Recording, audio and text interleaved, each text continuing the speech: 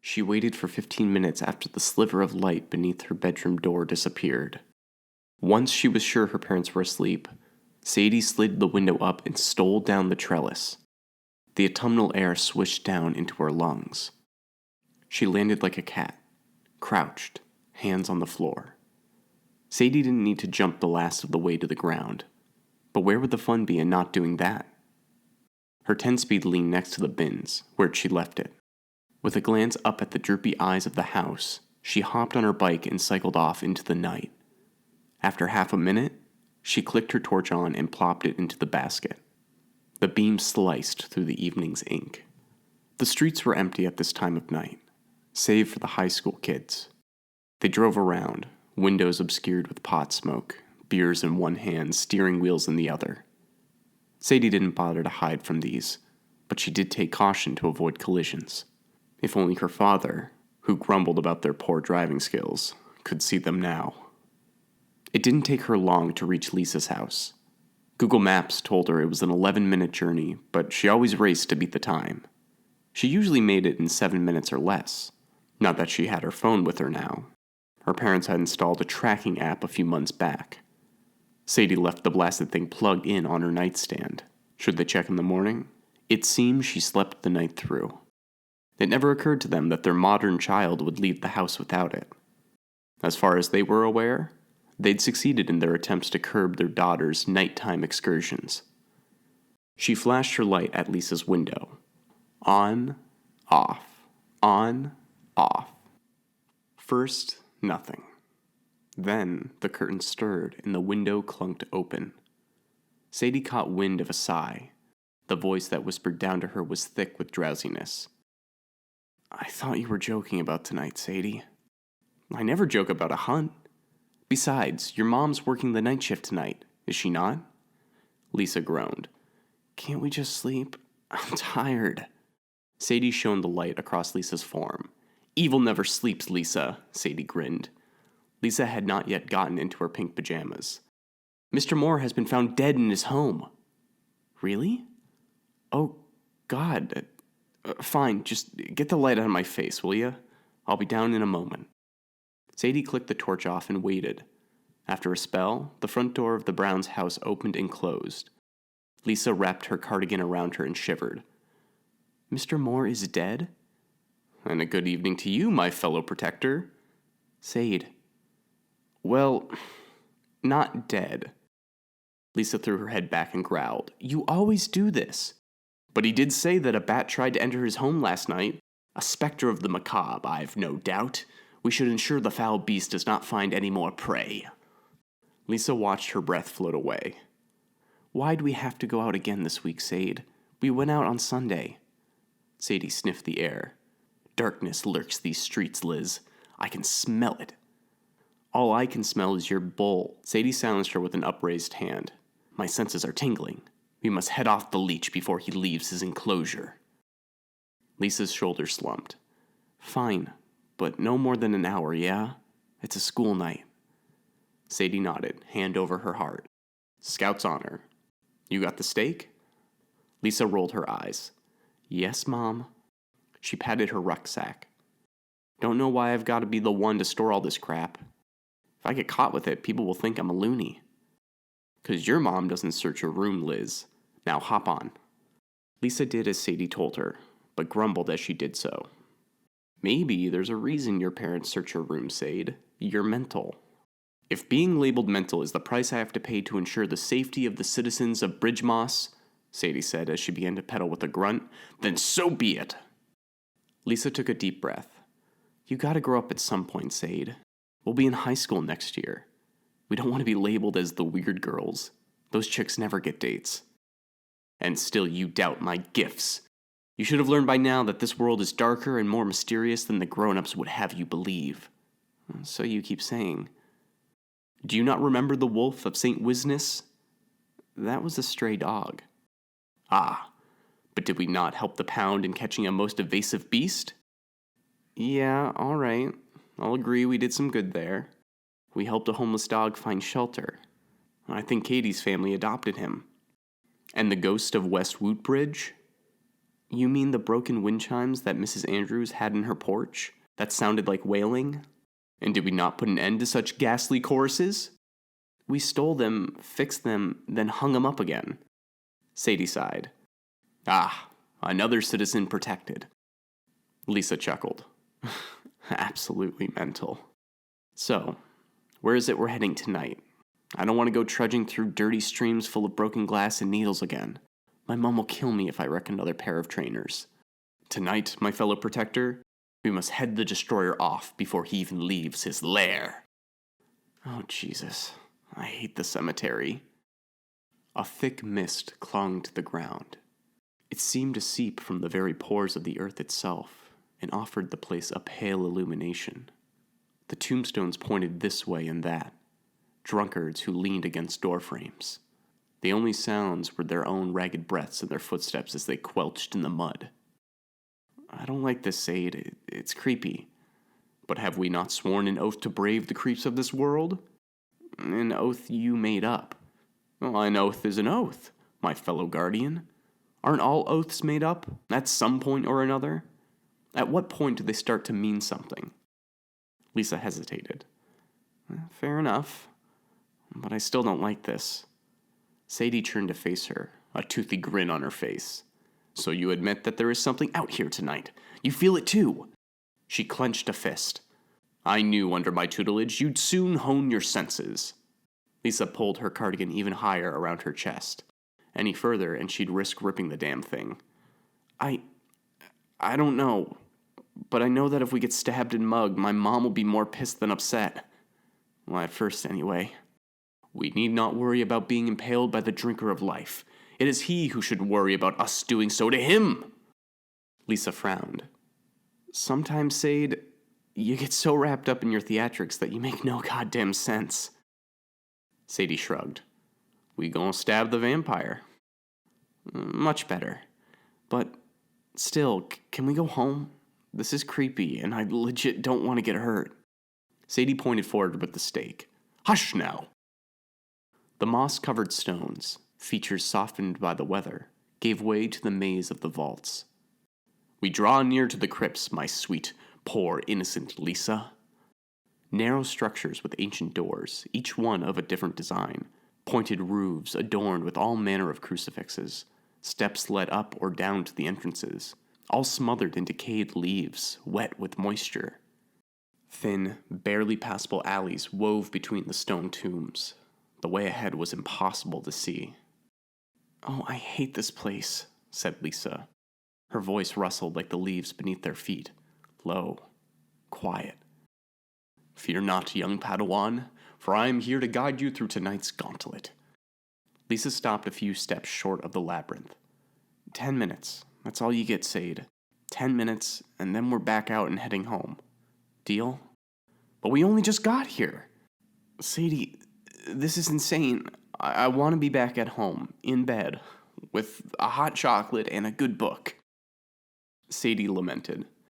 All right, Liz, but if the winged bringer of doom takes another life, Mr. Moore is still alive and kicking. Takes a life, then that blood shall be on our hands.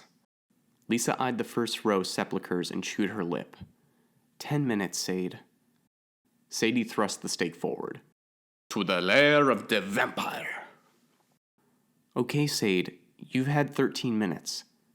An evil number if I've ever heard one. Let's try another minute. They were deep in the crypts, had walked non-stopped, ears pricked, eyes peeled. They'd not found anything out of place, much to Lisa's prediction and to Sadie's chagrin. Sadie. Lisa's voice hardened. It startled Sadie. It was the type of tone her mother would use on her. They weren't little kids anymore, and her heart ached to see her childhood now in the rearview mirror. All right, let's go. Here. She handed Lisa the stake.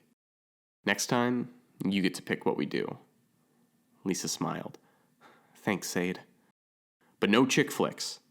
No, but no 80s horror movies that... Lisa's eyes darted to the point over Sadie's shoulder. She frowned. Sadie snatched the stake from Lisa's hand and twisted around. On guard! But there was no denizen of the night there.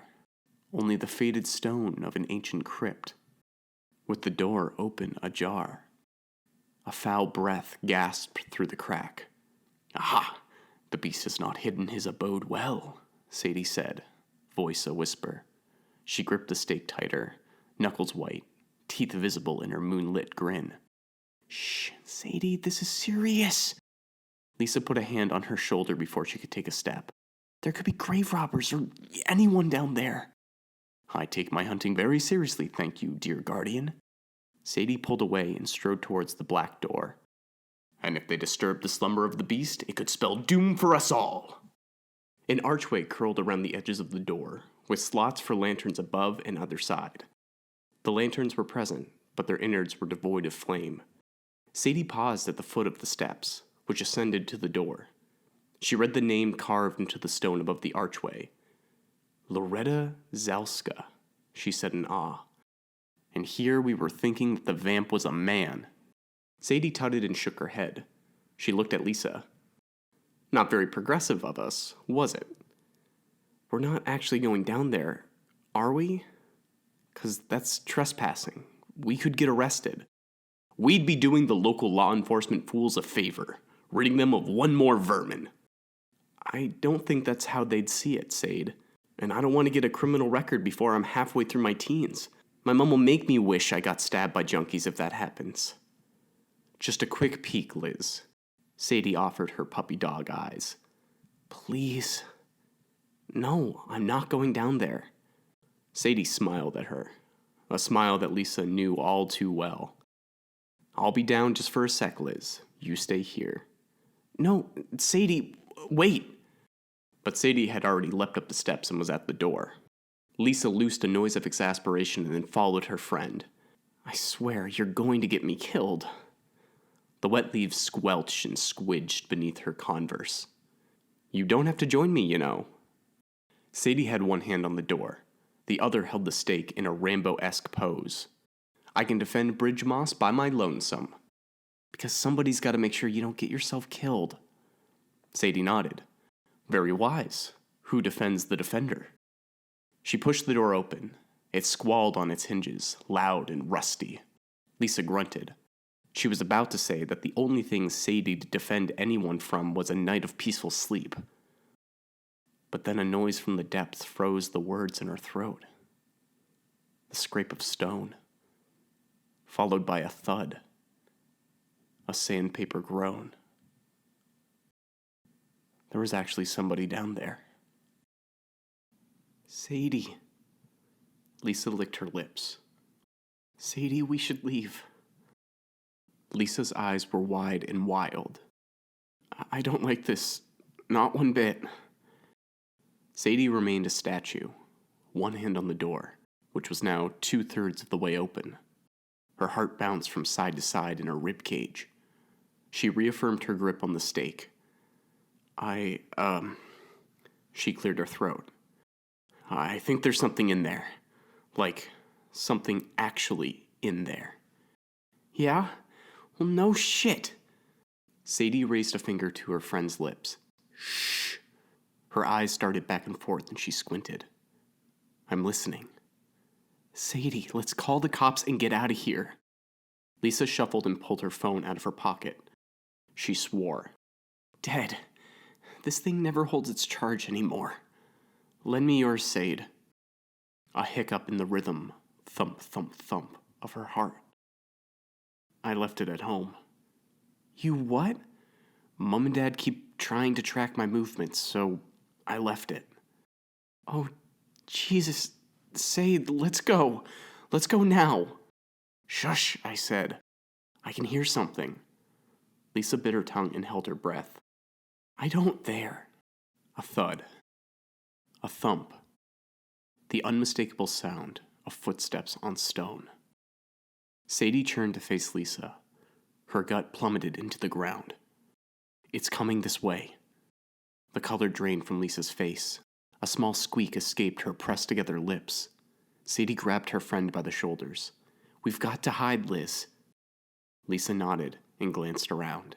A frightened rabbit in headlights. "Where, Sadie? Where?" "Behind the crypt, come on." Sadie had to all but drag Lisa with her, further into the stone maze of the cemetery's lifeless heart. They went past 1, 2, 3 rows of vaults and then hooked to the side. Sadie hunkered down and pulled Lisa down into a crouch. The eddies of fog now as high as their chests. To dip into that grayness was to plunge into ice.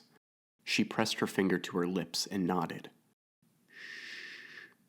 She braced against the rear of a tomb for balance and listened.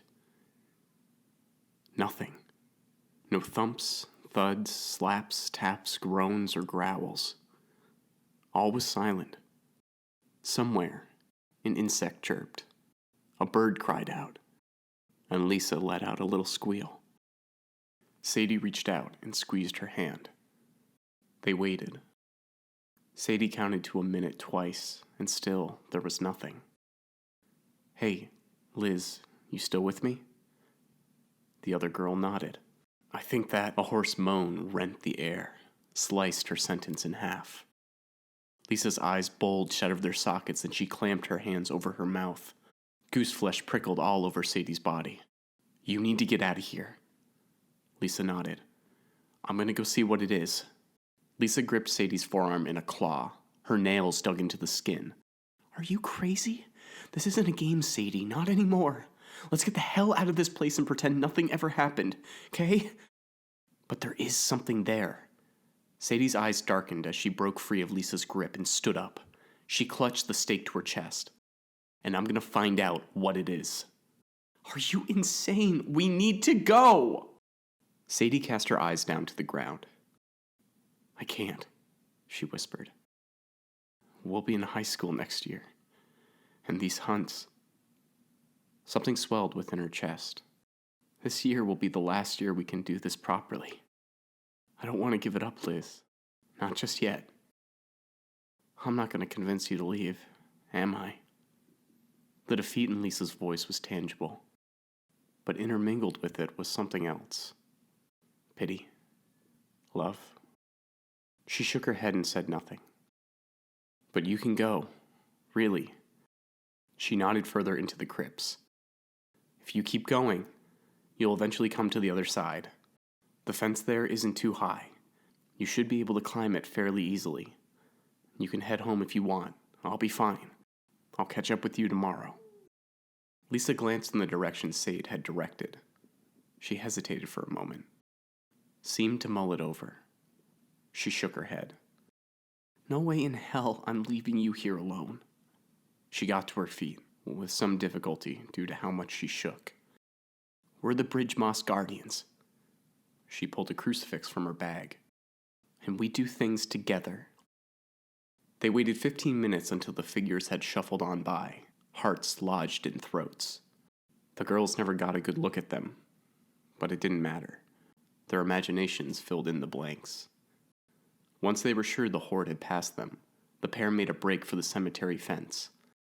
Together, they scrambled up the wrought iron as laughter bubbled within them. Lisa had not felt this giddy in years. Adrenaline coursed through her veins. God, she felt so alive.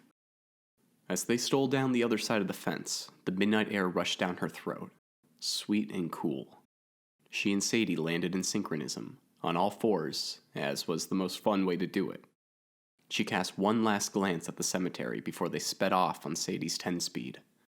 Shadows and mysteries lurked in every crevice, nook and cranny. Excitement. Wonder. Magic. Who'd want to give that up in exchange for drab adulthood? "We coming back tomorrow?" Lisa had to shout over the sound of the screaming wind. "Oh, hell yeah." She could hear the smile in Sadie's voice. "But we're gonna need something more than stakes. I think those back there were zombies." Sadie laughed as she pedaled with fury and the wind whipped their hair. "You're learning fast, my protege. BRIDGEMOSS Guardians, away!"